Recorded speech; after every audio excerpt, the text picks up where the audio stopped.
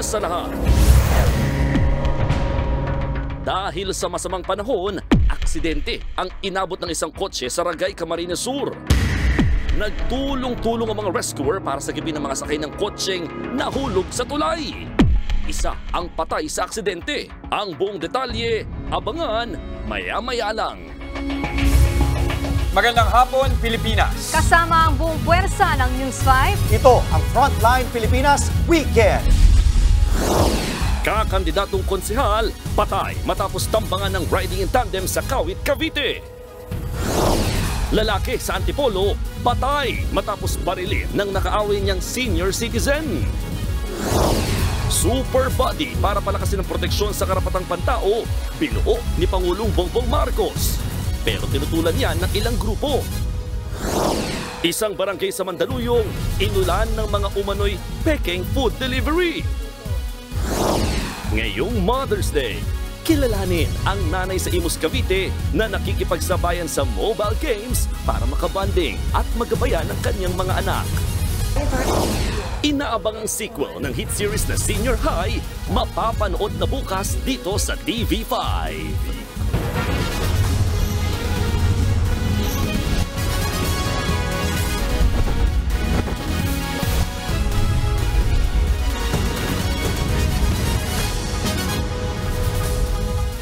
Patay sa pamamaril ang isang lalaki sa Antipolo City. Ang suspect, senior citizen na matagal na raw kaalitan ng biktima. Nasa frontline ng balitang yan, si Ian Suyo. Arestado ang lalaking ito sa Barangay San Jose, Antipolo, Rizal kahapon. Ang 69 na taong gulang na suspect na si Jose Banate na maril ng kanyang kabarangay noong Biyernes.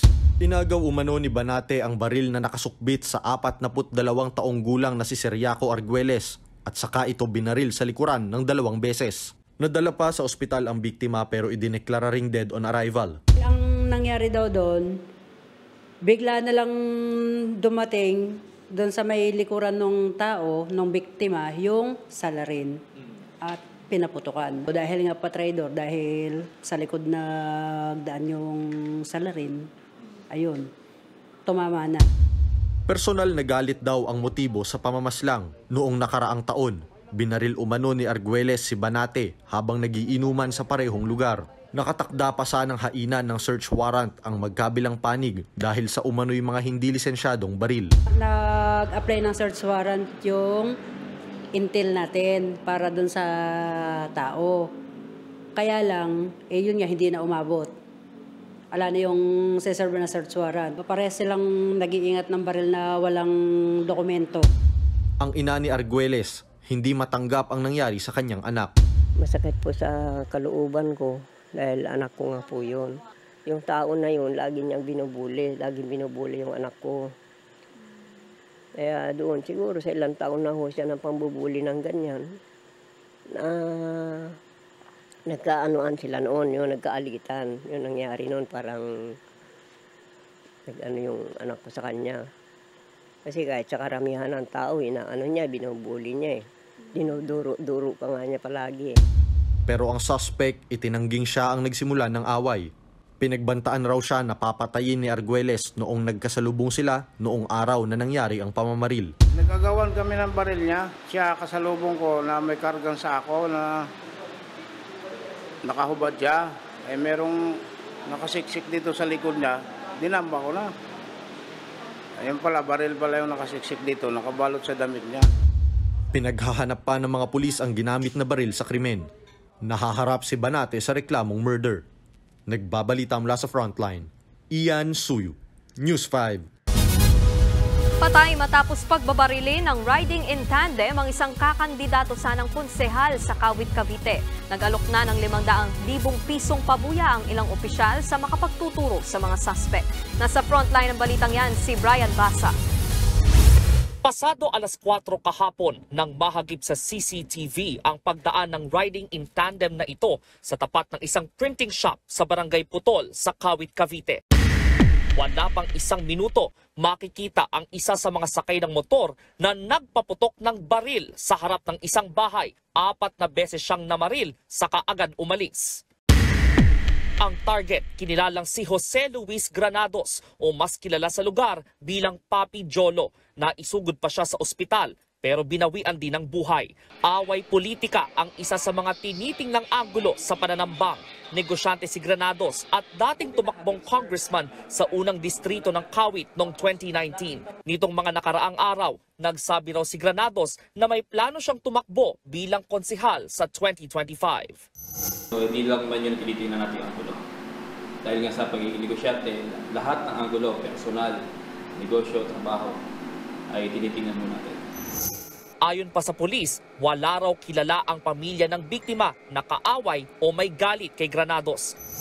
Pinuntahan ng News 5 ang bahay ng biktima kung saan nangyari ang pamamaril pero wala roon ang mga kaanak ni Granados. Isinasailalim sa autopsy ang bangkay ni Granados habang patuloy ang investigasyon. Mariin namang kinundina ni Kawit Mayor Angelo Aguinaldo ang krimen. Habang si Cavite 1st District Representative Jolo Revilla nag-alok ng 500,000 pisong pabuya sa makapagtuturo sa mga nasa likod ng pagpatay. Ayon kay Revilla, tatakbong konsehal dapat si Granados sa ilalim ng kanyang partido. Nagbabalita mula sa Frontline, Brian Basa, News 5. Bumuo ng bagong Human Rights Special Committee si Pangulong Bongbong Marcos pero giit ng ilang grupo hindi na raw ito kailangan. Nasa frontline ng balitang yan, si Reynal Pawid. Kapwa kong manggagawang Pilipino ngayong Para mapalakas ang proteksyon ng karapatang pantao sa bansa, ipinag-utos ni Pangulong Bongbong Marcos ang pagbuo ng isang super body o komite. Sa ilalim ng Administrative Order No. 22, tatawagin itong Special Committee on Human Rights Coordination. Ipagpapatuloy raw nito ang mga inisyatibo ng United Nations for the Joint Program on Human Rights pagdating sa pagpapatupad ng batas, criminal justice at policy making. Pangungunahan ito ni Executive Secretary Lucas Bersamin, co-chairperson si Justice Secretary Jesus Crispin Remulla, at miyembro naman ng mga kalihim ng Department of Foreign Affairs at Department of the Interior and Local Government. Kabilang sa mga tungkulin ng Special Committee ang pagsasagawa ng investigasyon at pagkalap ng impormasyon kung may nalabag bang karapatang pantao ang mga ahensyang nagpapatupad ng batas. Pati na ang pagpapatupad ng human rights-based approach sa iligal na droga at kontra-terorismo. Para sa Human Rights Watch, magandang layunin ng komite para maiayos ang sitwasyon ng human rights sa bansa. Pero pinuna nila ang mga bubuo sa naturang super body. Walang kinalaman ang United Nations, walang partisipasyon dito ang CHR. So medyo nakababahala yon. May iba sa kanila dito ay mga ahensya din na may kinalaman din sa pag-atake sa mga human rights defenders. Dagdag pa ng grupo, coordinating body lang ang komite at ang pangamba pa ng Human Rights Watch. Baka gagamitin lang ito ng Administrasyon Marcos na pang propaganda lang para sabihin may ginagawa sila sa human rights pero actually yung composition niya ay medyo hindi doon papunta. Kaya kung sila raw ang tatanungin, hindi na kailangan ng bagong super body para matiyak na napangangalagaan ang karapatang pantao sa ating bansa. Dapat i-make sure niya na ma-maintain ito ang independence ng CHR. Dapat din Mr. Marcos or the administration should abide by the domestic and international commitment ng Pilipinas sa human rights. So, in other words, hindi kailangan ng bagong mekanismo para magkaroon ng accountability. Hindi naman nakikita ng grupo na may kinalaman ito sa posibleng muling pagsali ng Pilipinas sa International Criminal Court o ICC. Pero posibleng ginagawa raw ito ni PBBM para muling ibangon ang pangalang Marcos. Hindi mo naman pwedeng ipagkaila kay Mr. Marcos yung oportunidad na bigyang katarungan yung mga kaso ng mga paglabag sa karapatang pantao. Regardless kung meron silang record nung nakaraan o hindi. Nagbabalita mula sa Frontline, Reynal Pawid, News 5.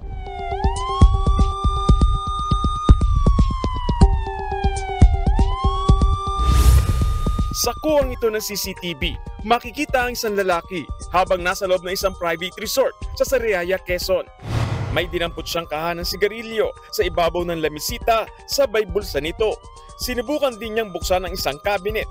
Nagpunta rin siya sa isang sulok na tila may hinahanap. Maya-maya pa, naglakad na siya paakyat ng hagdan. Ang lalaking yan, isa sa 4 na akyat bahay na umatake noong Biyernes ng madaling araw sa naturang resort.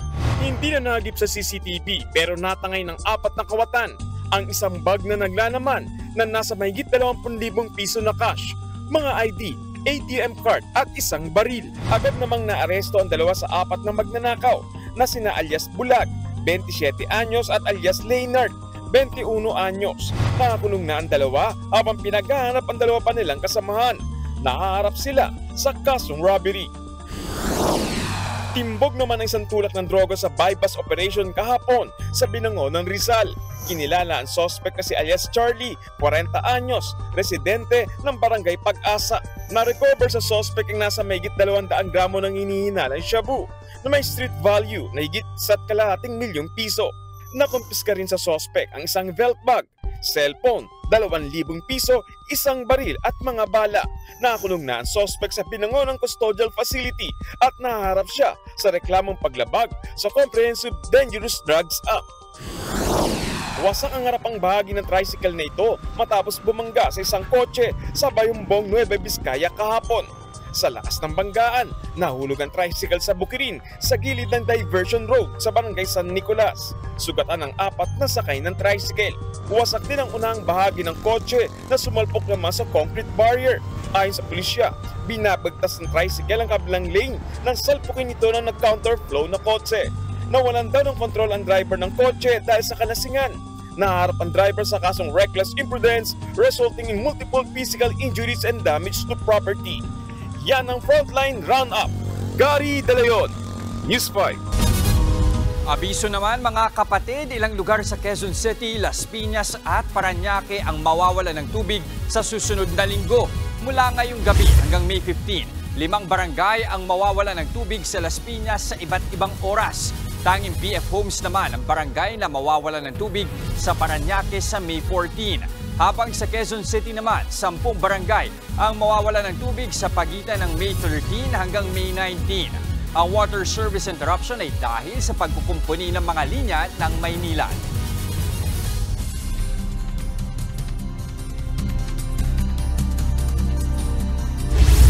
Nakakaranas pa rin ng delikadong heat index o damang init ang ilang lugar sa bansa bukas. Sa taya ng Pag-asa, 46 degrees Celsius ang posibleng maramdamang init sa Lawag, Ilocos Norte, 45 degrees Celsius sa Apari at Tuguegarao City sa Cagayan at Etiague sa Isabela, habang 44 degrees Celsius naman sa Dagupan, Pangasinan, Batac, Ilocos Norte, Virac, Catanduanes at Catarman, Northern Samar.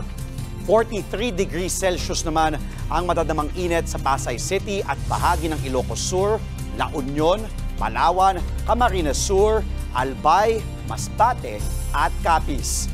Aabot naman sa 42 degrees Celsius ang heat index sa mahigit 10 lugar sa bansa. Kabilang ang Bayumbong, Nueva Vizcaya, Baler, Aurora at Subic Bay sa Olongapo City. Sa kabila ng matinding init ng panahon, posible pa ring makaranas ng kalat-kalat na pag-ulan sa silangang bahagi ng Visayas, habang pulupulong pag-ulan naman sa Metro Manila at iba pang bahagi ng bansa. Dahil yan sa easterlies o yung maalinsangang hangin mula sa Pacific Ocean.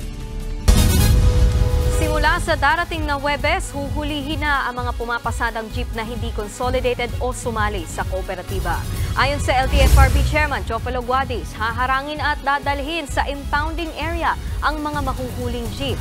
Ituturing na kasing koloro mga jeep na walang kooperatiba matapos ang deadline ng PUV franchise consolidation noong April 30. Sa ngayon, show cause order muna ang bibigay ng LTFRB sa mga mahuhuling tsuper.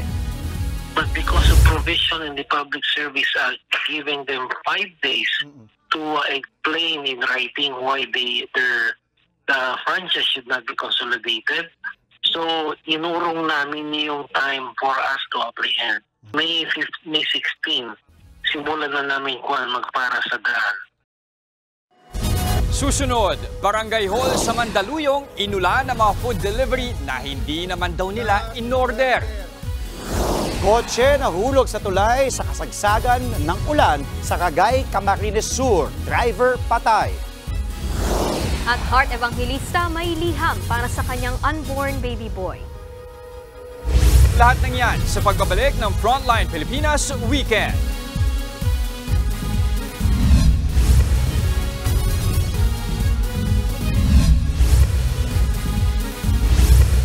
Mismong kapitan ng isang barangay sa Mandaluyong ang nabiktima ng fake food delivery sa abot sa 10,000 pisong halaga ng pagkain ang dumating sa kanilang barangay hall kahit wala naman daw silang in-order.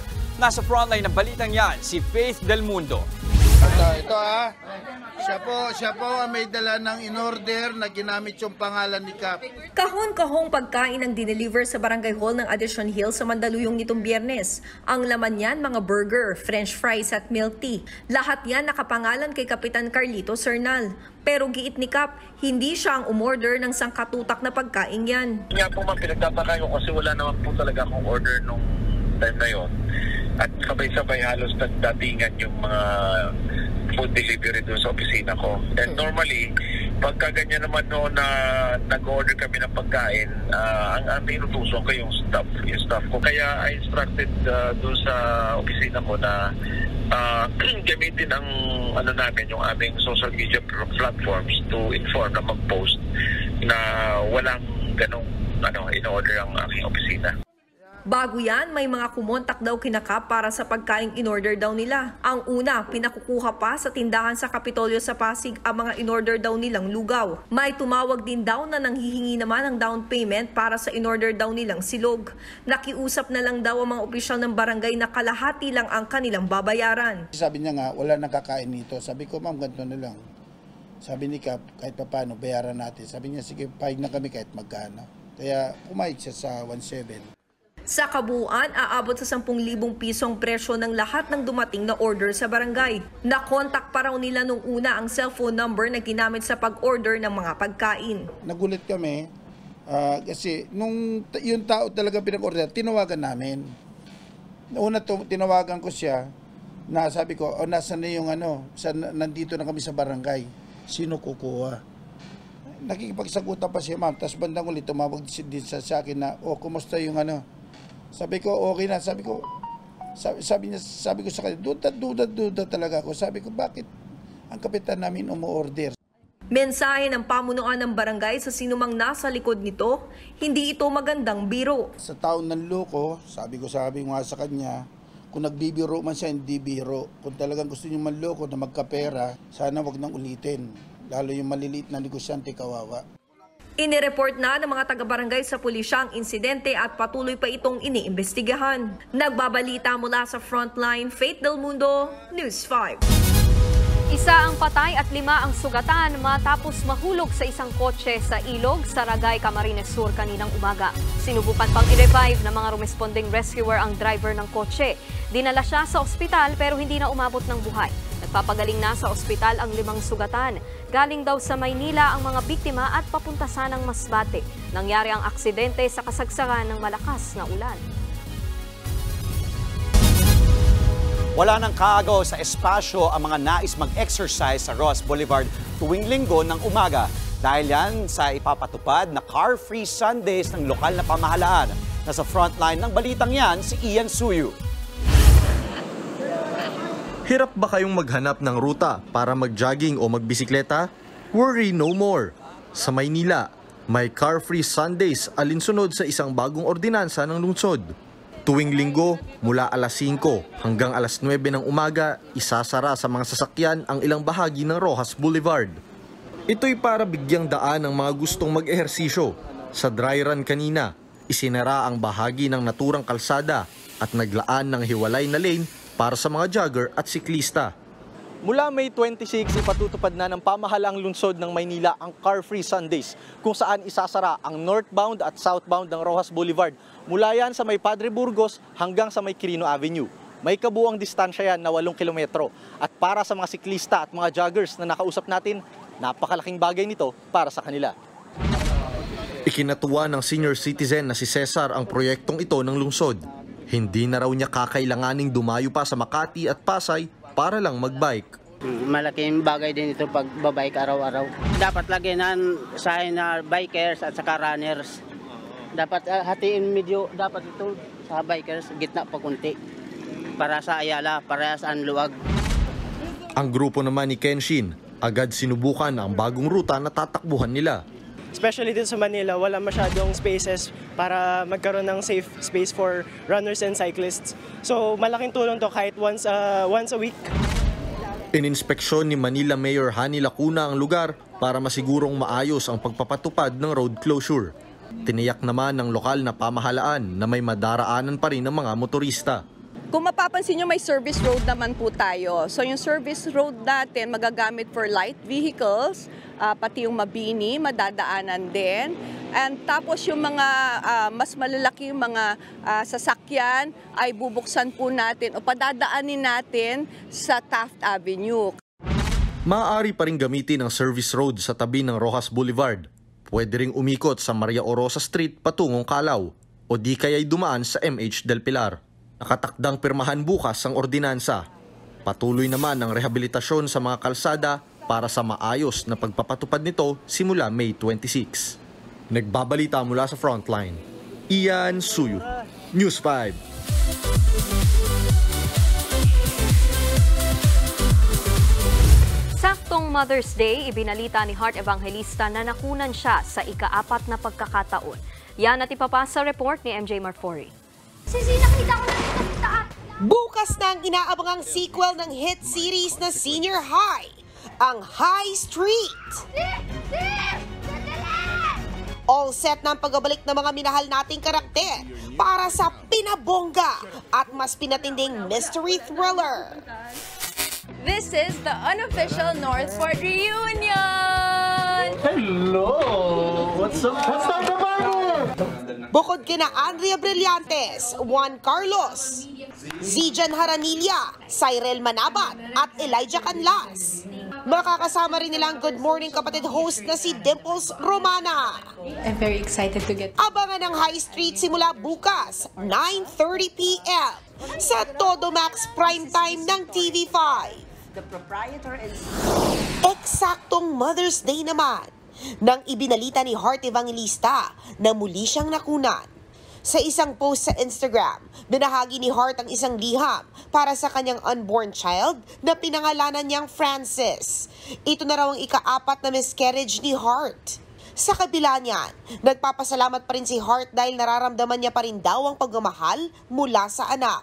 Sa isa pang post, binati naman ni Heart ng Happy Mother's Day ang kanyang mommy na si Cecilia Umpauco. Forever grateful daw siya sa lahat ng sakripisyo ni Mommy Cecilia para sa kanya. Nagbabalita mula sa Frontline, MJ Marfori, News 5. Susunod, libo-libong kilo ng mangga sa Isabela itinatapon na lang dahil sa sobra-sobrang supply. At Northern Lights, bakit kaya nasilayan ngayon sa mas maraming lugar sa mundo? Huwag kayong bibitiw, magbabalik ang Frontline Pilipinas Weekend.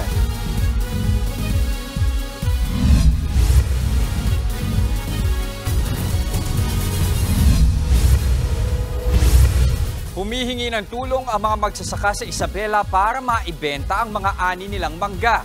Dahil sa oversupply, libo-libong kilo ng mangga ang nabubulok at itinatapon na lang. Ang mga mapakikinabangan pa ipinamimigay sa mga residente o ibinibenta ng palugi. Nag-alok naman ng tulong ang Department of Agriculture sa Cagayan Valley para maibenta ang mga mangga sa mga Kadiwa store. Tutulong din daw ang ahensya para makalikha ng iba't ibang produktong gawa sa mangga tulad ng mango chips at jam.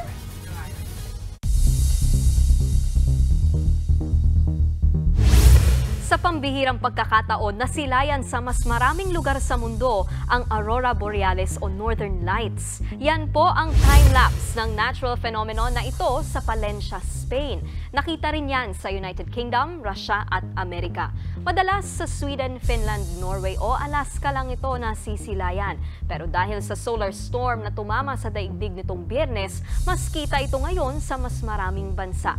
Ito na ang pinakamalakas na solar storm na tumama sa daigdig sa nakalipas na 2 dekada. Ang solar storm ay isang uri ng disturbance sa araw.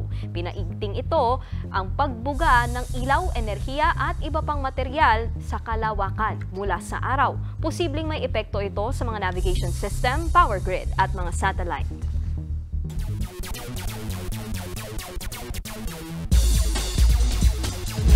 Lumuhang na ang Boston Celtics kontra sa Cleveland Cavaliers matapos maipanalo ang Game 3 na kanilang Eastern Conference Semifinal Series. Pumataw si Celtics forward Jason Tatum na gumawa ng 33 points, 13 rebounds at 6 assists. Nabaliwala ang 33 points ni Cavs shooting guard Donovan Mitchell. Nagtapos ang laro sa score na 106-93. Gaganapin ang Game 4 sa Cleveland pa rin, Martes ng gabi, oras dito sa Pilipinas. Sa Western Conference naman, nasungkit ng Dallas Mavericks ang kambal na panalo sa semifinal series nila 2-1. Ito'y matapos nilang lampasuin ang Oklahoma City Thunder 105-101. Malaking tulong ang ginawang 27 points ni Mavs power forward PJ Washington. Gaganapin ang susunod na laban sa Martes ng gabi, oras dito sa Pilipinas. Susunod, mga nanay, libre ang ride sa isang theme park sa Santa Rosa, Laguna ngayong Mother's Day. At isang nanay sa Imus, Cavite, hindi pauuli sa mga anak sa hilig mag-mobile games. Tuloy-tuloy ang balitaan sa Frontline Pilipinas Weekend.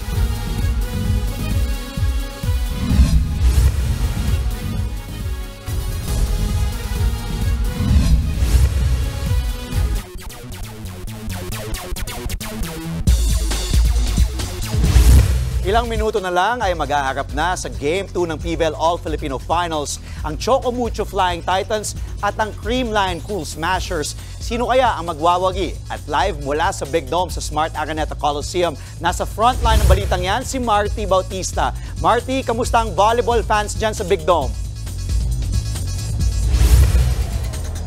Andre, final sweep ang inaasam ng Creamline Cool Smashers para sa PBL All-Filipino Conference.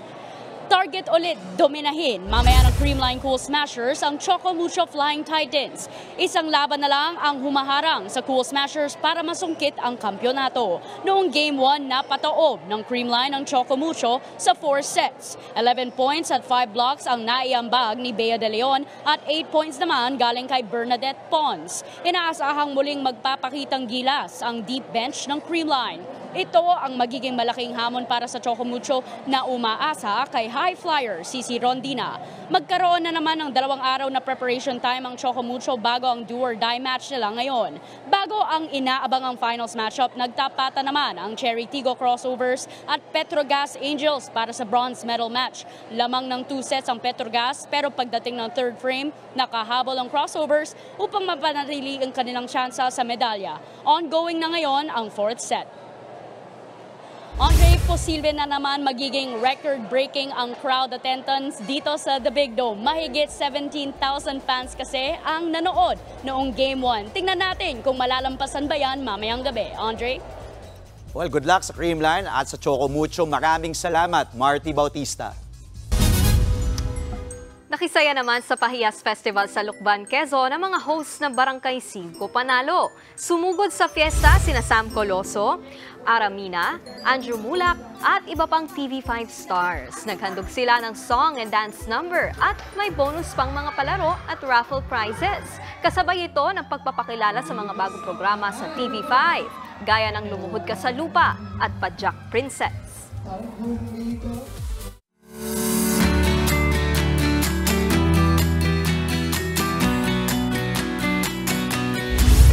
Happy weekend na! Happy Mother's Day pa ang handog ng isang theme park sa Santa Rosa, Laguna. May libreng rides at iba pang treat para sa pinakamamahal nating mga ina.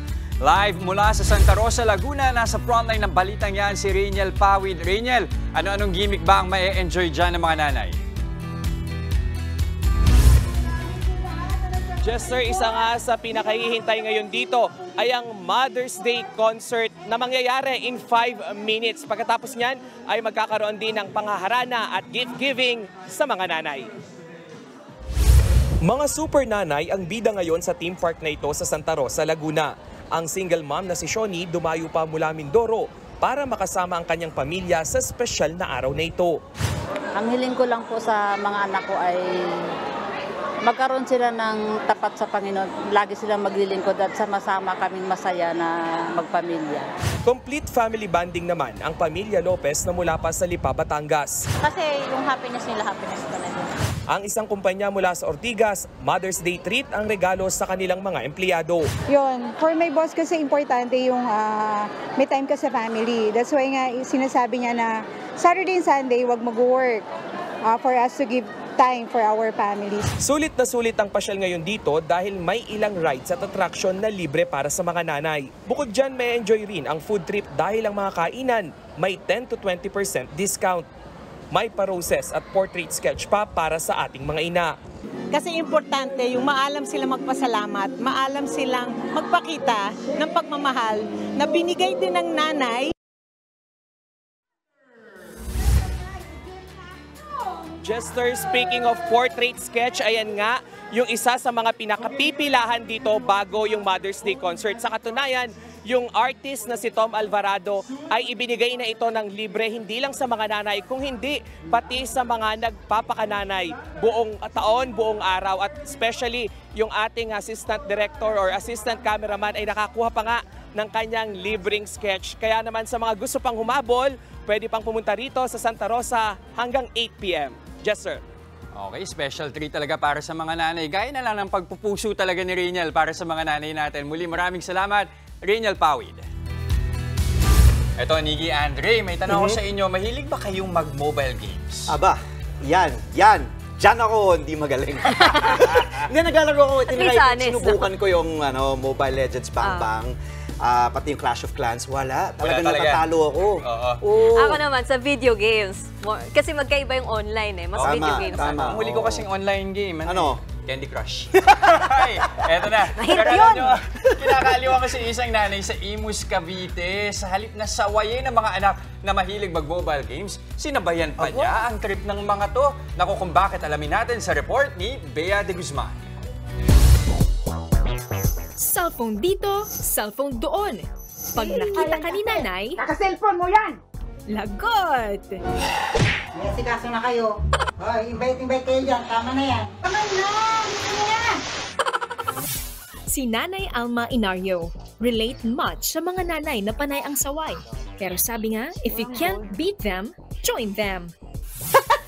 Imbis na pagalitan ng mga anak, si Nanay Alma, abay sumali pa nga. Nung trinay kong maglaro, kasi noong una, di pa kasi ako marunong, kaya parang ba to, ganun. Nasaan ako? Doon, andyan ka, ayun kalaban. Ay, magtago pa sila buwan. Ang gaming session ni Nanay Alma at 3 anak, naka-livestream pa. So, ang nanay nyo, papatanggal ng stress. Bubunutin ko na yung wifi. Dahil sinamahan ko sila maglaro para pag tigil ko, tigil din sila. Marami ang natuwa at bumilib kay Nanay Alma, kaya naman binansagan siyang Nanay Gaming. Huwag maglaro pag busy. Busy. Pag free time lang, pag free time tayo. Sige na. Okay na ako, Nay. Sige, start! Ano ka tagal na lang yun? Masagal to, 20 minutes. May pasok ba? May pasok ba kayo mga anak? Pero ang pagiging nanay, minsan nadadala ni Aling Alma hanggang sa laro kapag may pasaway. Napagsasabihan ako lalo na nung bago pa lang ako. Ganun na, bobo ka, ganun. Matanda ka na, naglalaro ka pa. Pero hindi ko sila pinapatulan. Panay pa raw ang kanyang bilin. Tapos na ba kayo sa mga assignment nyo? Dapat bago kayo maglaro, tapos na ang lahat. Sinasabi naman nila, tapos na na. Ayon kay Nanay Alma, marami ang magandang dulot ng pagsali niya sa trip ng mga anak. Mas nakukumbinsi pa nga raw niya ang mga ito na limitahan ang paggamit ng cellphone. Pag oras na hindi naglalaro, baba ang cellphone, focus sa kung anong ginagawa ng family. Naging bonding na ng pamilya ang paglalaro. Pati ang tatay nila na isang OFW, nakikijoin na rin. Ang hinahanap yung tatay niyo! Ha? Nakita niyo na daw! Sa ngayon, si Nanay Alma ang tumatayong ina at ama sa kanilang mga anak dito sa Pilipinas. Hindi ko kaya iiwan mga anak ko na kaya naiiyak. Ang nanay hindi kaya iwan yung mga anak hanggat hindi stable. Ang pagmamahal ng isang ina sa kahit anong laro o hamon ng buhay, hahamakin ang lahat para sa ikabubuti ng mga anak. Bea de Guzman, News 5. Ang cool naman ni Nanay. Buti pa si Nanay Alma magaling, hindi katulad ni Jen. Ni Andre. Pokemon Go na, ako dyan. Ikot ako ng ikot, hinahanap ko talaga yung sina Pikachu. Ganyan. Sana sinama mo rin yung mami mo. pwede. Pokemon. Pero pwede. Ikaw, yung may ano ba kayo, banding kayo ng mga mami mo pagdating sa games? Kasi Ay, hindi kami games. Teleserye kami. Teleserye. Speaking of mga nanay natin, batiin natin ang ating mga mami. Mami Vicky, Happy Mother's Day! Tita Vicky, Happy Mother's Day po. At sa aking mom, si Mommy Dinah, na laging nanonood ng Frontline. Tita Dinah, Happy Mother's Day po. Andre po. At sa nanay ko na nasa Amerika, hindi ko alam kung makapanood niya. Pero si Mami Marilyn, Happy Mother's Day. At sa lahat ng mga ilaw ng tahanan, mga nanay, Happy Mother's Day po. Mahal namin kayo. Saludo. I-deserve niyo ang araw na to at buong taon, in fact, deserve nila ang celebration. Hirap mo. Araw-araw nating pagmamahal at pag-aruga. Pati 9 months tayong kinarga sa... Oo naman. At yan ang mga impormasyong dapat ninyong malaman. Mga balita para sa mayalam at may pakialam. Kami ang inyong mga kasangga sa Frontline Pilipinas Weekend.